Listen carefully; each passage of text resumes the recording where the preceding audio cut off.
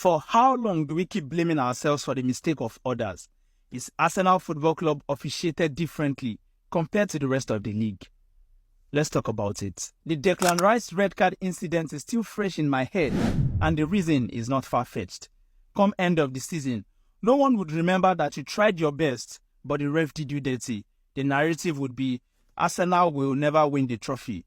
Arteta is not good enough. You can't win a trophy with Kai Havertz as your striker. Why are we trying to outscore incompetence? There are way too many incidents against Arsenal to just claim it's just random and coincidental. It is beginning to feel very intentional and targeted. You all remember the Martinelli incident where he got 2 yellow cards in one passage of play and got sent off versus Wolves. The law states that the ref is to punish the more serious offense when more than one offense occurs during the same passage of play. That was the first time in my entire life of watching football I saw anything like that, and guess what? That was the last time I saw it. David Luiz got a straight red card for this foul versus Wolves.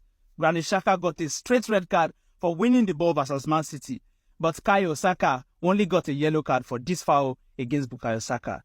Make it make sense. Ben Godfrey goes absolutely scot-free for stamping on Tomiyasu, and yes, the VAR reviewed it and it saw absolutely nothing wrong with the challenge. He didn't even get a yellow card. Like I said earlier, there are way too many incidents of biased officiating against Arsenal Football Club to claim it's a coincidence.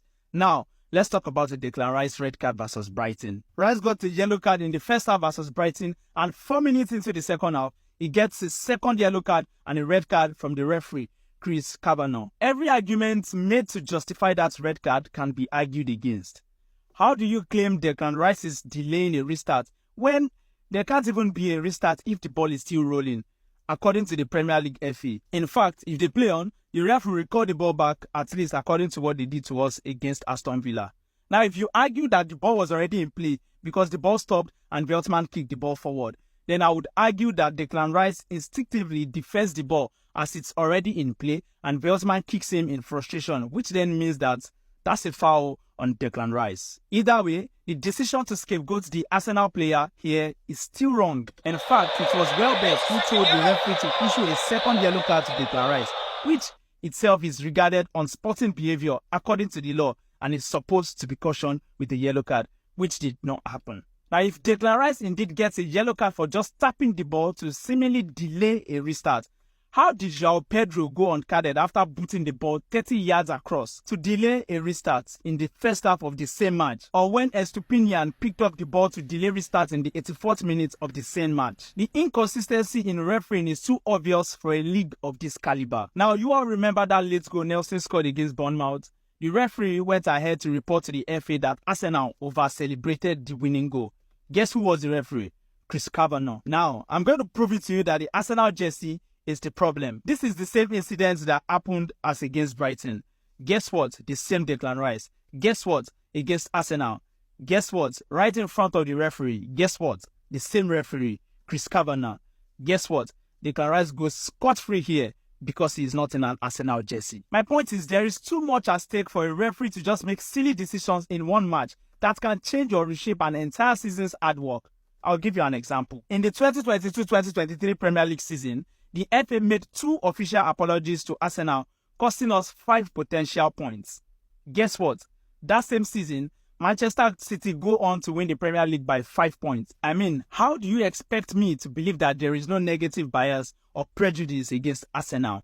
How do you justify that in that match, Arsenal versus Brentford game, VAR paused the game to check for offside, and at the same time claimed to have forgotten to draw an offside line?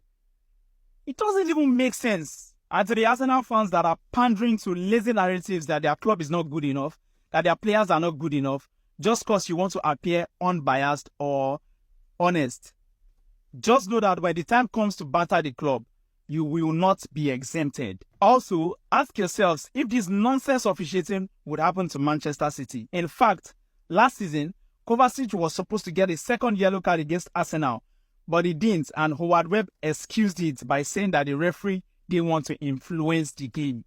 I wonder where that logic went against Brighton. Look, I'm going to be very honest here, Arsenal fans. You can blame the players all you want. You can scapegoat them by saying that they should have scored here, they should have scored there.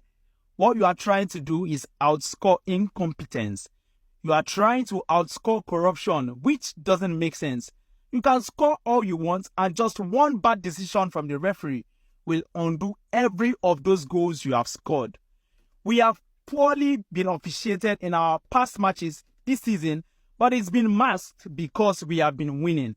Finally, it had cost us 2 points and a player.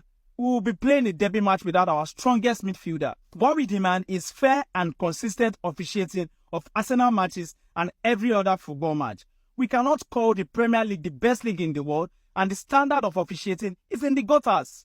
Premier League needs to fix up and do better, and I'm just going to